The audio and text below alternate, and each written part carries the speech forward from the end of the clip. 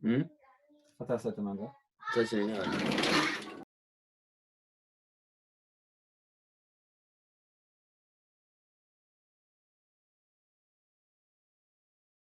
I'm trying to share my screen, but it said I'm not allowed to.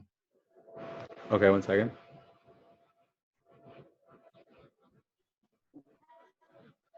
Okay.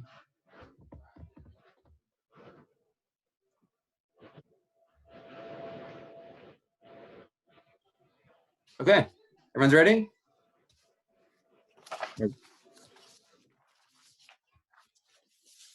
Ready? We're start? Okay, so we are, in honor of Lag Baomer, going through the midah of fire. The Rishonim, this is written in Rav Chaim Vital. They write that there are 4 basic yesodos in the creation of the world, and one of them is fire, which is the one we're going to discuss today. And each physical creation that HaKadosh Baruch Hu made has a physical counterpart. That means that when you look at something in nature, the reason why Hashem made it the way that He made it was that you were supposed to understand it deeply through Torah sources and through the nature. And our role as Jews is to understand what message HaKadosh Baruch Hu has for us, not from the physical aspect of it alone, but to take it from there to the spiritual aspect. So we're going to be today looking at different sources to do with fire, the Torah's concept of fire, and then understand on a deeper level what HaKadosh Baruch Hu wants us to understand, what fire represents, what its role is, what mitzvahs apply to it, and then how that relates back to our avodas Hashem. In a sense, we're getting an understanding of what the Devar Hashem is, of what fire is. So let's start with the first source. When I move up like that, you see it? Everyone, you see it together as I move up? Yeah, okay, great. So the first source that we're discussing is the pasuk, Ve'esh tamid tukad bo, the pasuk which was from Parashat Shmini a few weeks back, where we learned that on the Mizbeach, as well as the area on the Mizbeach where they would sacrifice the animals, there was another bonfire on the Mizbeach who had no purpose other than to be lit, just to have an Eish Tamid, a constant fire. And the Sefer HaChinuch, here in Kuf Lamed Beis, he brings the question, what is the purpose of it? It's not there for the Ketores, it's not there for the Korbanos. What was the purpose of this fire? And the Sefer HaChinuch writes that actually it's supposed to represent something very deep, which we're going to take a principle of, and we're going to then go through the following sources, understanding that principle that he writes in more depth as we go through. So we see here, Ma umahu eish zeh. What is this fire? In other words, what is this eish tamid tukad bo on the Mizbeach? What does it represent? Hu teva sheba adam. The fire represents man's nature. It's the first of the 4 yesodos of nature. It's the first one. Ki bo yitchazek ha'adam. It gives man strength. V'yana'uwa v'yif'al. That man can move and the man can act. V'al kein tzricha bracha bo b'yoter. And therefore, this first one needs the most power. Now he defines what does bracha mean. And this is a general statement, not to do with fire. What does bracha mean? And this is something which in Musa Seder we've discussed a lot. V'inyan ha'bracha hu ha'shleimus. In order for there to be blessing, there needs to be not one side of the spectrum, not the other side of the spectrum, but the shleimus. Kolomar, davar she'ein bo chisaron v'lo mutar.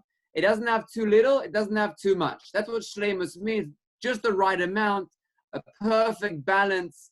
And fire in man, which we haven't yet defined yet, but the fire in man needs to have a shleimus, needs to have the right balance, the right amount. Keina eish sheba adam tzarich livrocha zo. Fire in man needs this blessing. Sheyehem imenu ba'adam mash tzarich alav, that you have the right amount of fire in you. Lo pachot, not too little fire. Ki yachalosh kocho, because if man has too little fire, he will be weak. V'lo yoter, but not too much fire. Ki yisraf bo kederach b'nei adam shemetim b'tosefet ha'esh. Like people who have too much fire in them die. And then if you think he's talking just on a physical level, if you think he's just talking about like the body temperature, then he continues and he says, U'b'nei Aharon husifu be'esh mibli shenitztavu. The B'nei Aaron, Nadav v'Avihu, they had extra fire that they weren't commanded. V'nosaf gam b'hem eish v'nisrofu, and they died from that extra fire. Ki lefi pulat b'nei Adam, the way that a person acts in this world, if he adds too much fire, then that so too will come back to him, the blessing or the opposite of Hashem. So we see the Sefer HaChinuch is understanding the fire in man is not only something physical like man's temperature, but rather it has some spiritual aspect. He hasn't defined what it is too clearly, but we do understand that the fire of man shouldn't be too little, shouldn't be too much, and there is a right balance of fire that man needs within them. And that's why we have on the Mizbeach, which is the place of Avodas Hashem, a constant fire building. The Mizbeach represents the place which we are serving Hashem. It represents us serving Hashem on the Mizbeach. And therefore, the Sefer HaChinuch is saying there has to be a constant fire there that teaches us to have balance in the fire. So that's the first principle. We haven't yet got a very clear understanding, but we have, just to conclude that point, fire is a spiritual power within man, which has to be at balance. That's what we've seen so far. Now, we are going to see, and I'm not going to bring all the sources, but you can think of many other sources yourselves. Whenever the concept of a bris with Hashem is spoken about in the Torah, a connection with HaKadosh Baruch Hu, fire always plays a part. The first time that ever appears in the Torah is the bris bein habesarim. When HaKadosh Baruch Hu comes down to Abraham, and he creates a bris with him for all time, which is the first declaration of Avodas Hashem from Hashem, then fire plays a part. And that's the pasuk here, V'hinei tanur ashan v'lapid eish. That pasuk is by bris bein habesarim. Now we know also, if you look at, later on, I didn't bring all the psukim, but over here in the pasuk below, v'tikruvum v'tamdum tachat ahar v'ahar bo'er be'eish ad lev hashamayim. So a later example of where a bris is taking place, and avodas Hashem between us and HaKadosh Baruch Hu, where that's taking place, there was a power cut of my house, where there was that also, no fire, there's no fire. So there's also there is fire represented. Now the Ramban, just going back to this source, the Ramban shows how the fire of the bris bein habesarim is the same fire of Matan Torah. Let's see the parallel the Ramban makes.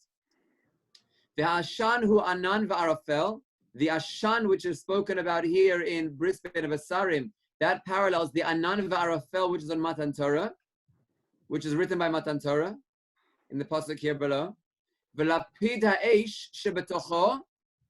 So when by Avram Avinu, when it's speaking about the bris that's being made with Avram, and it speaks about the pillar of fire, that's a parallel with the eish ha'amor v'devarav shamata mitoch ha'esh. So there's a fire which is taking place by Avram Avinu, where the bris is being formed, and that's the same parallel fire that's taking place at Matan Torah. What does this fire represent? Umareh kavod Hashem ke'eish ochelet. When Hashem wishes to reveal His Shekhinah in the world, the connection that we have with HaKadosh Baruch Hu here in this world, it's represented by fire. Hinei Shekhinah avra bein betarim. It was the Shekhinah, meaning the fire of Hashem, that came through the parts, the covenant in the parts. V'hu ha-bris asher hayita ito ma'olam. That is the bris that accompanied Abraham forever. V'zeh hatam karat Hashem et Avraham bris. That's why Hashem made a bris, because it wasn't a bris with something external, but it wasn't that Hashem gave him some other sign to make a bris with, but it was HaKadosh Baruch Hu himself. The fire that came down was Hashem himself, the Shekhinah, the revelation of Hashem in this world. That's what came down. And that was the same fire that came down in Matan Torah. So we started with the idea back here in the Sefer HaChinuch, there's a fire inside of a man, and that fire has to be balanced. Now we're understanding a little bit deeper that that fire represents the place of the bris between us and HaKadosh Baruch Hu. When Hashem makes a bris with Abraham, the Hashem Shekhinah comes down on a fire. When Hashem makes a bris with Am Yisrael, Matan Torah, it comes with the fire. I didn't bring it here, but also, of course, a sneh bo'er be'esh, also by Moshe Rabbeinu. When HaKadosh Baruch Hu made a covenant with Moshe that he would be the leader and he would take the Jewish people out of Mitzrayim, also there, then the revelation of Hashem there came through the fire. Let's see the Bach.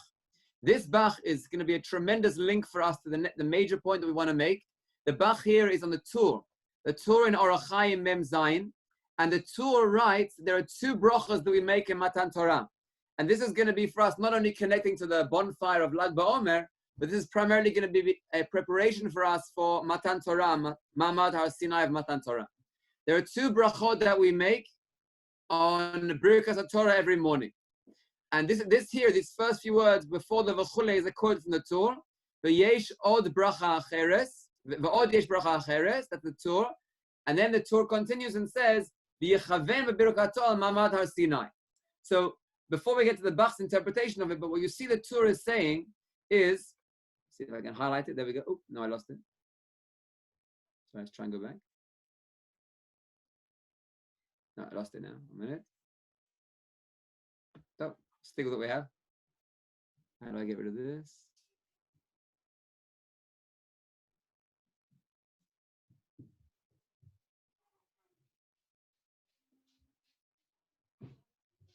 Can you see it again now? Yeah, we see it, Rebbe, we see it. Oh, okay. So over here. So v'yesh bracha acheres. So there's the second bracha that's being made as well. And what should you have in mind for that second bracha? V'yichavein v'birchato al mamad har Sinai. So the first bracha, you're thinking of Torah, and the second bracha, you're thinking of mamad har Sinai. So says the Bach, Kanireh de kashyale. It seems like the Torah had a question. We never saw this concept of having two brachot on one matter. Like we see here because of Torah. So he says, skip. The first bracha he make, all this part is saying that the first bracha that we make here, bracha rishona, is birkas ha-mitzvahs. The bracha that we make on the mitzvah of learning Torah. Now from the bold, aval bracha zu hashniya, the second bracha that we make, and we make birkas Torah in the morning, the second bracha, einu ki'im ha-hoda'a v'ha-shevach al ma shenatan lanu torato kli chemdato mitoch ha'eish lohodot al kedushata v'ruchaniota. The first bracha we make is on the learning of Torah. The second bracha is a birkas ha-hoda'a on the fact that Hashem gave us the Torah with fire. And that teaches us about its kedusha and its spirituality. He continues. The pasuk says, you must guard and remember. You must never forget what your eyes saw the day you stood before Hashem.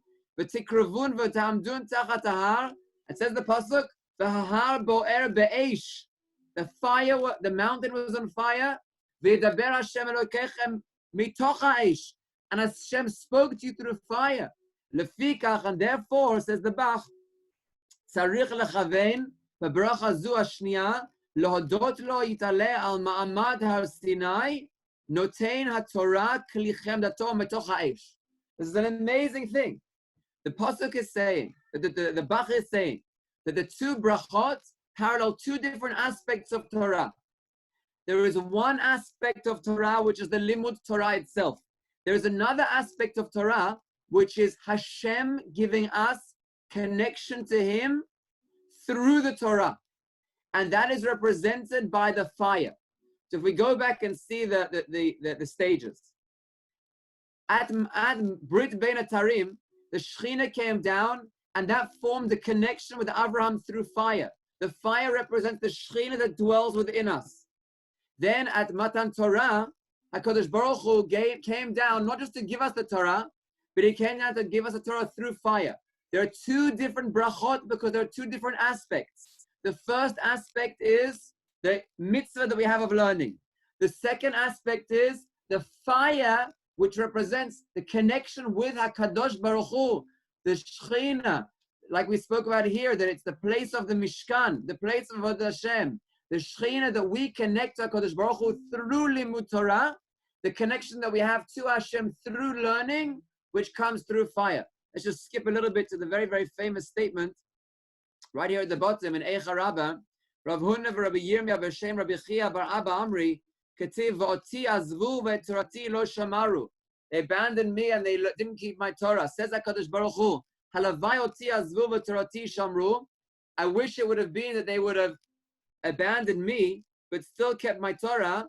Mitoch shayu mitaskin bo hameor shaba, and that represents the fire of the Torah.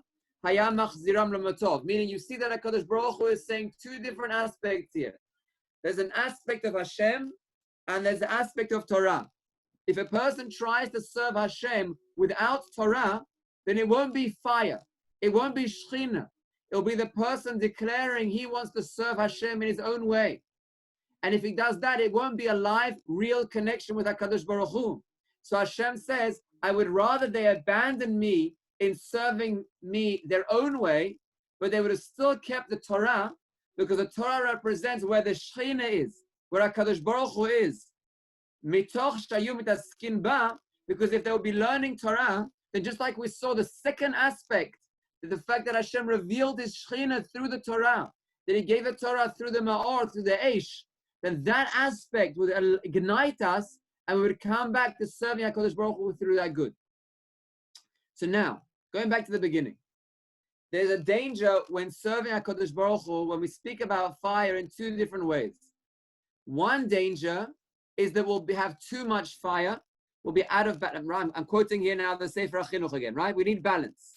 Lo chesaron v'lo mutar. So what is the chesaron and what is the mutar? That's what I'm describing now.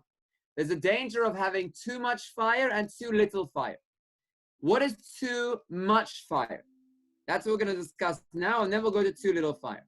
Too much fire is Nadav v'Avihu. Nadav v'Avihu, they were inspired. They were excited. They were mitlahev. The word mitlahev in Hebrew means a flame, and it also means to be inspired, excited, enthusiastic, the same word. So Nadav v'Avihu, they came and they didn't want to bring Hashem's fire. They wanted to bring their own fire. Bring your own fire is where your own enthusiasm loses all boundaries. It goes beyond the halacha. And you say, I love Hashem, that I'm going to serve Him my own way and do my own idea of what serving Hashem is. So says the Sefer HaChinuch, U'bnei Aaron husifu ba'esh b'mibli shenitztavu. They added on extra fire they weren't commanded, meaning that they took the concept of enthusiasm and they took it beyond the boundaries of halacha. Meaning fire means, what the nature of fire is that it burns everything in its sight. But fire is only productive and only healthy if you're able to control the fire and keep it within boundaries. Like when you're cooking something and you keep the fire within the boundaries. But if it loses the boundaries, it could burn the whole house. So when is fire healthy? When it's in control. What is the fire, the enthusiasm of avodas Hashem within us? Too much, over the top, when it loses the boundaries of halacha.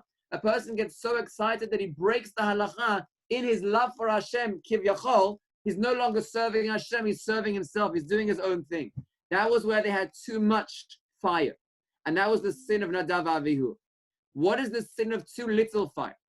What does it mean to have too little fire? So I want to show you here this beautiful, beautiful pshat of the Baal Shem Tov in Pirkei Avos. It's not the next Mishnah that we're on, but it's a beautiful interpretation. Are you ready?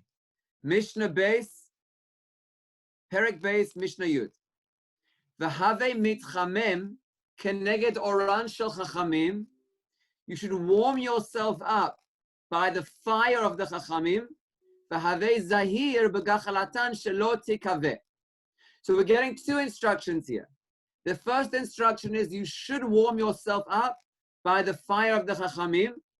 And the second instruction is you should be careful with the coals, that you shouldn't be singed. What's the pshat in this? Two parts. What's it saying here? But according to what we said just now, we can understand it very clearly. We saw in the Bach, there are two aspects of Limud Torah. There's the Torah itself, the mitzvah of learning Torah itself, and there's the enthusiasm and the fire of connection with HaKadosh Baruch Hu that comes through Torah. And if you're learning Torah with the recognition that this is the Shekhinah, and this is the way that you connect to HaKadosh Baruch Hu, then it will ignite within you a relationship with Hashem that will be on fire. Now, when you come to learn from a Rebbe, there are two different types of Rebbeim, or it could be even the same Rebbe, but at two different times. There's a type of a Rebbe who he's giving over Torah in a way which represents his live connection with HaKadosh Baruch Hu. And it could be that right now, as far as the mitzvah of Talmud Torah is concerned, he's not even teaching you anything new. Everything he's saying you already know. As far as information is concerned, there's no chidush whatsoever. But when he shares it with you, he's so excited. You can see his love for Hashem as he's saying every word of Torah. And when he speaks the words of Torah, maybe the words and the information for you is not a chidush, but just hearing him speak connects you to Hashem, ignites you, makes you feel close. That is the first part of the Mishnah. V'havei mitchamem keneged oran shel chachamim. Even if you're not learning, it doesn't say here learn Torah from them. Nowhere here does it say anything about words of Torah. Even if you're not learning Torah, anything new from them. But the chachamim who are alive, who are keneged ha'or, which please notice the same phrase the Medrash says over here, ha'me'or sheba, that light of the Torah, which is that shechina, the shechina that we saw earlier by the Ramban, by Avram Avinu. When you sit by a chacham and he's on fire and he's connected to Hashem, and when you sit with him, you feel that live connection that he has with the Kadosh Baruch Hu, and it warms you up. It makes you also feel close to the Kadosh Baruch Hu. However, it could be that you'll be sitting by a Talmud Chacham, and even if he'll be giving you new information, it could be that the words that he is saying to you are new words that you've never heard before, but by him, his inner light is extinguished. He no longer has an or, he doesn't have a fire anymore, he only has gachalatan, he only has coals, meaning the fire has burned out. So what is he teaching you now? He's like a professor, chas v'shalom, who has read information of Torah, and he's teaching you the Torah now. But where is his connection and his liveliness and his enthusiasm and his recognizing that these words of Torah, Devar Hashem, are connecting him bound to Mount Sinai? Where is that? Gachalatan. That's already extinguished. It's just the coals. And therefore, you should be very careful. The Gachalatan, when you sit by Chachamim, and their mood, their state, the way they're teaching is not on fire. It's not connected to Hashem. They're teaching in a way which is not exciting or enthusiastic. What will happen to you if you learn Torah from them in that state? You might get singed. What does it mean you'll get singed? You're hearing words that have potential to create a relationship with Hashem, and instead of creating a relationship with Hashem, you're hearing them in a dampered way, in a way of suffix, in a way of, could be, but not a way of enthusiasm, not a way of connection. Mashallah ma'adavadome.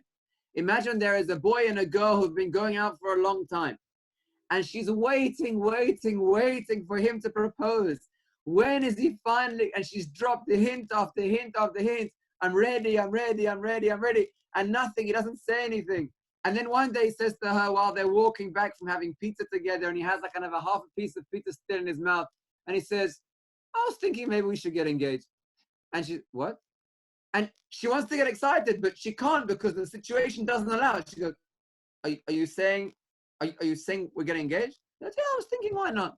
So she's saying, these words objectively are very exciting. These words should cause me to jump up and down and sing on the streets, being careful there's no men around the hair college. I really want to jump up and down and sing. But the way you're saying it makes me feel so deflated, so not enthusiastic, that I'm not able to hear the power behind your words. So she says to him, wait, stop. Do you recognize what's happening here? A bris is taking place. Put the pizza down for a minute. Why are you so excited about going out for pizza? Put the pizza down for a minute. Do you realize what we're doing? We're creating a bond. We're creating a link in the chain of Klal Yisrael all the way back from HaKadosh Baruch Hu, through Adam and Chava, through Abraham and Sarah, through Yitzchak and Rivka, through Yaakov and his wives, all the way down that we're going to build a Jewish home together. And he says, I guess. And she says, what do you mean you guess? Come, let's dance. And she starts jumping up and down. And he realizes, this is actually very exciting. And there's awe and there's enthusiasm. The words may be exciting words, but if they're not said with the fire, if they're not said with enthusiasm, the bond is not created. The link is not made. When HaKadosh Baruch Hu gave us Torah, he gave us two different things. He gave us the mitzvah of Torah, the words, which has the potential to be enthusiastic, but he also separately gave us the Ma'amad Har Sinai, a different mitzvah, to remember Ma'amad Har Sinai, separate mitzvah from Talmud Torah. So we have the Talmud Torah mitzvah, and there's the mitzvah of Eish, of Ma'amad Har Sinai, and that's halacha lamaisa. That's what the Bach is saying here. It's halacha, that what you should have, and the Torah is saying, that you should have kavana v'birchato al Ma'amad Har Sinai. It's not enough for you to be learning Torah with the recognition that it's a mitzvah. You have to be learning Torah with the recognition that you're right now building the Shekhinah. You're building that connection, that live connection with the Kadosh Baruch Hu. So that's the major point. I wanted to add one more point, which I just think is a beautiful interpretation. Did it make it to the page? Let's see. 1 second. I had it in mind to put it on. Yes, here we go. Source Hey. to summarize what we said until now, and then I'm just going to say this one final point. HaKadosh Baruch Hu made us with a natural fire. We have a natural enthusiasm. That natural enthusiasm may be too strong and it may be too weak. If it's too strong, that means we're so overly enthusiastic to serve Hashem that we break the halacha. And you always have to check, is what I'm doing now in my enthusiasm Ratzon Hashem? Is it the will of Hashem? Then you know it's a healthy fire. It hasn't gone over the boundaries. That's the one extreme which is unhealthy from the Sefer HaChinuch. The other extreme is where you're not enthusiastic, where it's chisaron, it's too loose. And that's what Amalek try and do to us. They try and dampen our enthusiasm. We're on fire, we're a burning bathtub, and they come and jump in to cool down the bathtub. Kara b'derech, cool down. The purpose of Amalek is to create Safek. Safek and Amalek is the same gematria. Their purpose is to say, I'm not sure, maybe Hashem exists, maybe not. If he does, so what? What's the nafkamina? They cool us down, they take away our fire. And that's the danger of the other side. So we in our world have to recognize our fire. That's the major principle that we said. We have to channel our fire to serving Hashem. You will always have enthusiasm, but sometimes your enthusiasm will be channeled wrong. There's an example in the end of Kiddushin, where there were women who were captured and they needed to be protected, and they were put in the attic of Rav Amram. And when Rav Amram saw the reflection, the silhouette of one of the women, then he felt a great desire, and then he shouted out, Nura de Be Amram! There's a fire in the house of Amram. What was he saying? There's a fire, meaning he recognized that same koach of fire, of enthusiasm, of which is designed in order to connect us to HaKadosh Baruch Hu, can go in a tameh way, can go in an inappropriate place. That same fire and enthusiasm is given to you as a gift from Hashem, but it's your choice of which way to channel it. What happens if you find that when they speak about sports, you get very excited, and when you speak about buying a shawarma or a schnitzel, you get very excited? What happens if you find you are enthusiastic and excited, but it's not for Torah, it's for other things? So you have the eish, you have the fire, but it's not the fire of Torah. So what do you do then? So look at this pasuk. This is talking about the milchama in Midian, when the Jews fought Midian, and after the war in Midian, then we came out and we brought the kalim with us. And those kalim had been used for tumah, meaning that they were kalim which were used for inappropriate things. It's like we can use our kochot, our kalim, for inappropriate areas. So what does the pasuk say? Kol davar asher yavo ba'esh, taviru ba'esh v'taher. What is he saying here?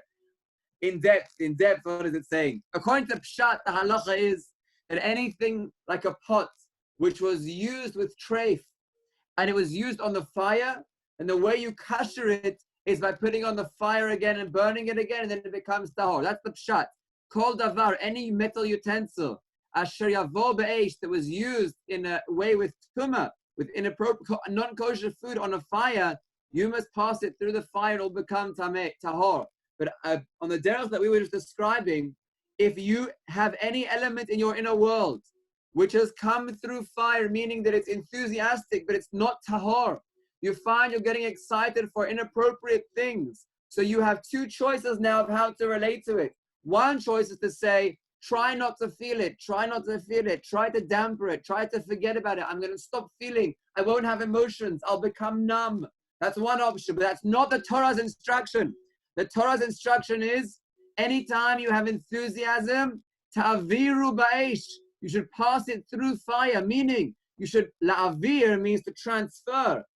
Don't dampen the fire, transfer the fire. Take that same enthusiasm that you have, that same koach, that same energy that you have, and don't become a nebach.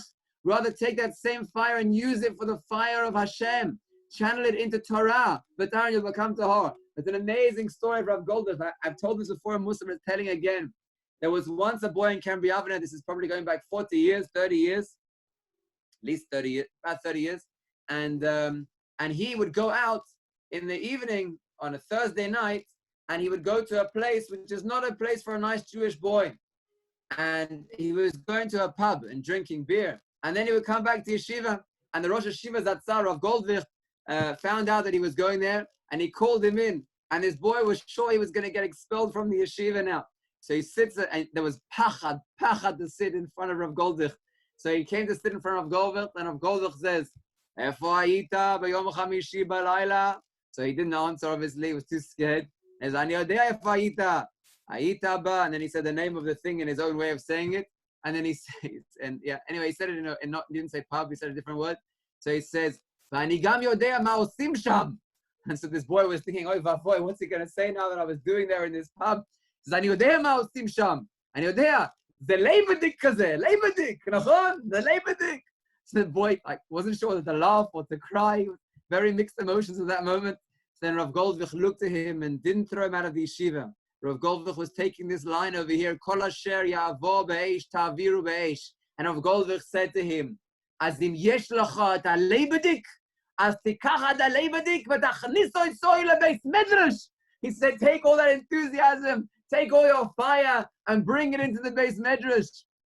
Hashem gives you a gift of fire. Eish tamid tukad bo. There is always a fire burning within you. First, you have to make sure that you're not off balance. You're not too much fire that it's leading you to Isurim. You're keeping halacha. It's within Avodas Hashem. And then you ensure the fire is not too dampened. You're not sarcastic. You're not cynical. You're not saying, "Oh, what's it all worth? What does it mean anyway?" Rather, you have enthusiasm. And if you find that your enthusiasm is being channeled into inappropriate places, and you find you are getting excited, you do have the koach of Eish, the yesod of Eish, you have it. But what do you get excited about? You get excited about movies and food and sports. Then you know you have that koach. You know you have the ability to be excited and enthusiastic. Take that yesod of Eish and channel it into Torah, which means lamaisa the following. It means you sit down and you open an area of Torah which is exciting to you. And you sit down and you say, this world is an exciting place. I know I can get excited. Right now it's natural for me to get excited about sports. But that's only a product of being brought up in a Western community and society, which that's what they consider to be amazing and great. I was programmed that way in an unhealthy manner. It's not really, really exciting to watch someone else throw a ball into a hoop. It's really not. But I was channeled that way. I was a product of my society. But I have the ability to choose something and get excited about it. I did that in my youth. Now I'm going to take that same koach, the fact that I can take something and choose to be excited about it, and I'm channeling it into my learning. And you start with the easiest thing possible, an area which you already enjoy. And when you read the piece and you understand the piece and you think of it independently, you think, does this make sense to me? Do I connect to this? And then you understand it your way and you say, this is beautiful. This is amazing. Let me find someone to go and share it with. And you go and share the Torah with them. And you say, you have to hear this pshat that I just read in the Ramban. You have to hear this pshat I just read in the Bach. You have to hear this pshat I just read in the Keser Shem Tov of the Baal Shem Tov. Or of this pshat in the pasuk over here of Kola. You have to hear it. And then you go and find someone to share with. And then you generate an enthusiasm. Don't make the mistake and think that enthusiasm is either a God-given gift, you have it or you don't. That's a mistake. Enthusiasm is something that you generate. You can generate it into Torah. And that's the mitzvah of remembering Ma'amad Har Sinai.